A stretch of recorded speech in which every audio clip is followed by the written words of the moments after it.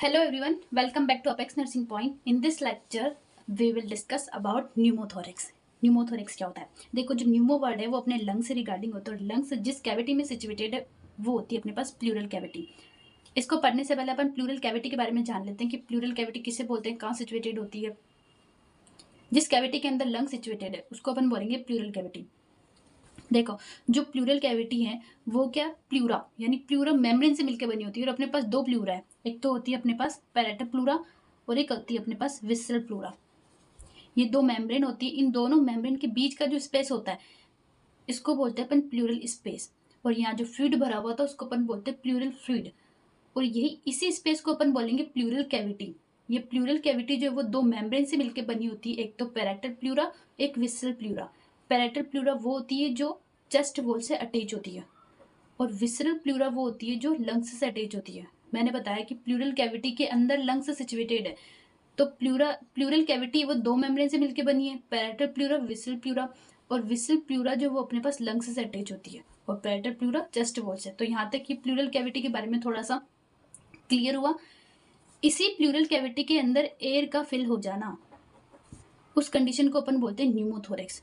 एक condition in which air in A pleural cavity में air का एक्यूमुलेशन हो जाना, फिल हो जाना, इसी कंडीशन को अपन बोलते हैं न्यूमोथोरेक्स। न्यूमोथोरेक्स अपने को दो टाइप में देखने को मिलता है, एक तो सिंपल न्यूमोथोरेक्स और एक होता है ट्रॉमेटिक न्यूमोथोरेक्स। सिंपल न्यूमोथोरेक्स में क्या होता है कि अपने पास किस वजह से होता है, due to rupture of an air filled blebs और blister on surface of lungs. जो लंग्स होता है, लंग्स की सरफेस पे ब्लिस्टर प्रेजेंट होता है, किसके, एयर के जो ब्लिस्टर होते हैं वो क्या, रैप्चर हो जाते हैं।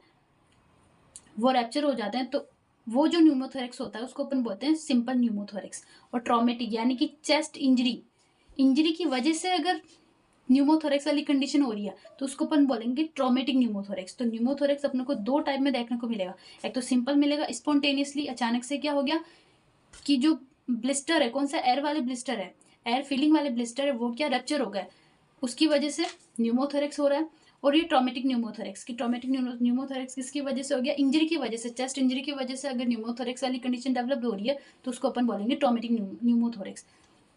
और न्यूमोथोरेक्स मैंने बताई दी कि जो प्लूरल कैविटी उसके अंदर एयर फिलिंग हो जाना या एयर का एक्यूमुलेशन हो जाना, उस कंडीशन को अपन बोलते हैं न्यूमोथोरेक्स। साइन सिम्टम की बात करते हैं कि एक पेशेंट होगा न्यूमोथोरेक्स वाला तो कौन कौन से साइन सिम्टम जो है उसके अंदर शो होंगे वो अपने पास लेके आएगा। उसको प्लूराइटिक चेस्ट पेन होगा, डिस्पनिया वाली कंडीशन होगी, प्लूराइटिक यानी कि उसको शार्प चेस्ट पेन होगा, डिस्पनिया डिफिकल्टी होगी उसको सांस लेने में, ट्रेकिकार्डिया उसकी हार्ट रेट बढ़ी हुई आएगी। क्यों बढ़ी हुई आएगी, क्योंकि उसको डिफिकल्टी हो रही है तो वो जल्दी जल्दी सांस लेगा तो उसकी हार्ट रेट भी बढ़ी हुई आएगी। और जब अपन ऑस्कल्टेट करते हैं तो उसकी जो ब्रीथ साउंड होती है वो अपने को डिक्रीज मिलती है। तो ये अपने को साइन सिम्टम जो है उस पेशेंट के अंदर शो होंगे। नेक्स्ट हमें कॉम्प्लिकेशन के फॉर्म में क्या मिल सकता है, अगर हमने इसका ट्रीटमेंट नहीं लिया तो आगे फर्दर किसको लीड करेगा, एक्यूट रेस्पिरेटरी फेलियर। इस कंडीशन में क्या होता है कि जो गैसेस का एक्सचेंज हो जाता है वो टोटली इम्बैलेंस होता है, उसी को अपन एक्यूट रेस्पिरेटरी फेलियर बोलते हैं।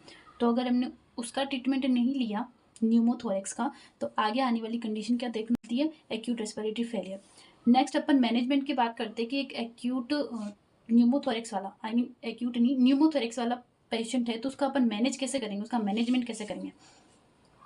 The goal of a treatment is to evacuate the air और blood from the pleural space.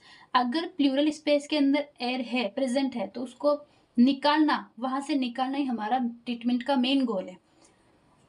और उसी स्पेस के अंदर अगर ब्लड का एक्यूमुलेशन हो जाता है तो उस कंडीशन को बोलते हैं हीमोथोरेक्स। देखो यहाँ वर्ड के मीनिंग से उसका वर्ड दिया गया है कि अगर एयर अगर फीलिंग हो रही है तब तो उसको बोलेंगे न्यूमोथोरेक्स, लेकिन अगर ब्लड का एक्यूमुलेशन हो रहा है तो उसको बोलते हैं हीमोथोरेक्स। और इसी ब्लड की जगह अगर कोई दूसरा फ्लूइड हो गया या फिर अपन बोल सकते हैं कि पस का कलेक्शन हो गया तो वहां अगर फ्लूइड का कलेक्शन होता है तो उसको अपन बोलते हैं प्लूरल इफ्यूजन। और अगर पस का कलेक्शन हो जाता है किसमें, प्लूरल स्पेस के अंदर अगर पस का कलेक्शन होता है तो उस कंडीशन को बोलते हैं एम्पाइमा। ब्लड का हो रहा है हीमोथोरेक्स, एयर का होता है न्यूमोथोरेक्स, फ्लूइड का होता है प्लूरल इफ्यूजन और अगर पस का होता है तो एम्पाइमा। और अपना मेन ट्रीटमेंट का जो गोल होता है वो यही होता है कि जो भी पस है, फ्लूइड है या फिर जो एयर है, ब्लड है, उनको वहां से रिमूव करना, निकालना। A small chest tube is inserted near second intercostal space. जो सेकंड इंटरकोस्टल स्पेस है यहाँ अपन क्या करेंगे, एक चेस्ट ट्यूब को इंसर्ट करेंगे और वहां से अपन एयर जो है उसको अपन क्या कर लेंगे, वहां से इवैक्यूएट कर लेंगे, यानी कि रिमूव कर देंगे, निकाल लेंगे। यहाँ तक ये न्यूमोथोरेक्स का मैनेजमेंट कंप्लीट होता है। हीमोथोरेक्स का मतलब भी वही होता है, सेम साइन सिम्टम जो अपने को सीन होंगे। Thank you.